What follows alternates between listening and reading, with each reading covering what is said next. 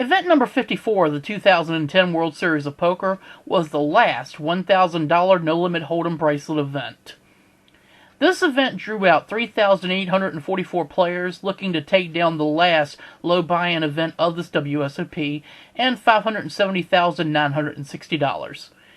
As every other $1,000 no-limit event in this WSOP, this event had 2 starting days. By the end of the second starting day, only 586 players returned to battle for the money on day 2.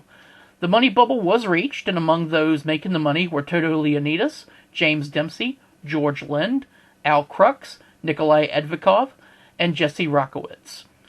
The final table of this event really didn't have any superstar names, which is actually quite a rarity for this year's WSOP.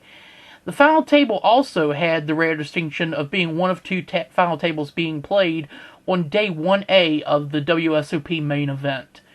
David Peters headed into the final table as the chip leader, and joining him was Hendrik Tollefson, Paul Kerr, Marcel Vonk, Dustin Dorrance-Bowman, Mehul Chadari, Espen Moen, Nathan Jensen, and Matthew Lupton.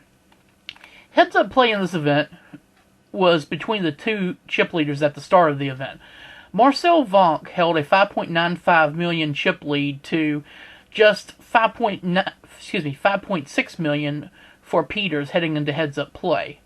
Now, heads-up play was a seesaw affair that saw both players hold the chip lead at one point or another. Peters actually took over the lead for a while and threatened to run away with the bracelet, but Vonk woke up with 2 big hands and was able to double up both times to move up to 10 million in chips.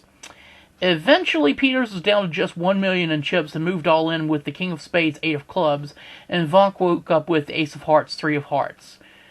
The flop fell with an ace on it to give Vonk a pair, but also held an 8 to give Peters a pair.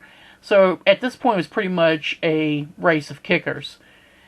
However, Peters was unable to catch an 8 on either the turn or the river, or catch a king, and as a result, Marcel Vonk is our champion. Marcel Vonk takes the last $1,000 no-limit Hold'em bracelet of the year and $570,960. Congratulations. For more, stay tuned to PokerGaming.com as we bring you more coverage and recaps from the 2010 World Series of Poker.